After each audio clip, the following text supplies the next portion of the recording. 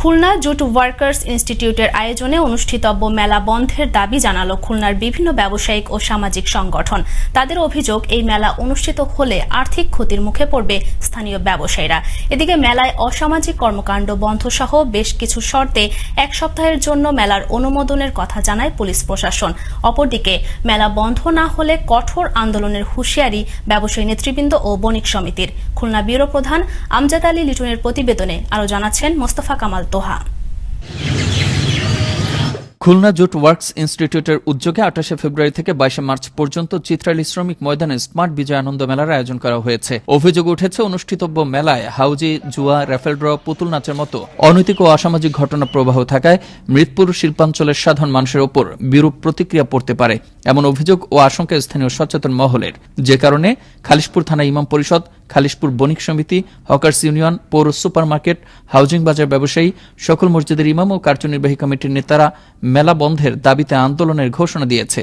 বসে নেই সাধারণ ব্যবসায়ীরাও, তারাও যুগপৎ আন্দোলনে নামার একাত্মতা পোষণ করেছে। জুয়া খেলার আয়োজন হবে, সে জায়গায় যাত্রাপালা হবে, সে জায়গায় পুতুল নাচ হবে, উলঙ্গ হবে।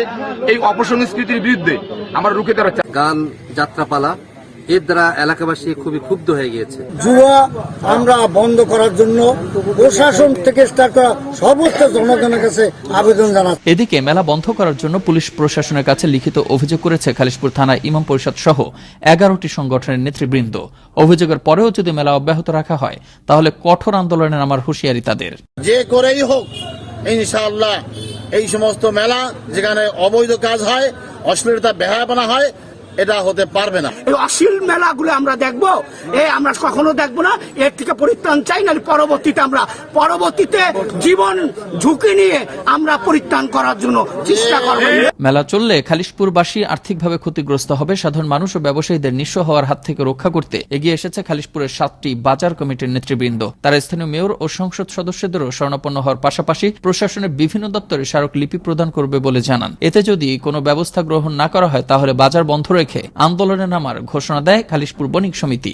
খালিশপুর থানা প্রশাসন, পুলিশ কমিশনার খুলনা এবং আজকে আমরা মাননীয় মেয়র মহোদয়ের কাছে আমরা স্মারকলিপি দিয়েছি। আমরা খালিশপুরের ক্ষুদ্র ব্যবসায়ী যারা আছি, আমরা ঐক্যবদ্ধভাবে এই মেলা যাতে বন্ধ হয় তার জন্য সর্বাত্মক চেষ্টা করছি।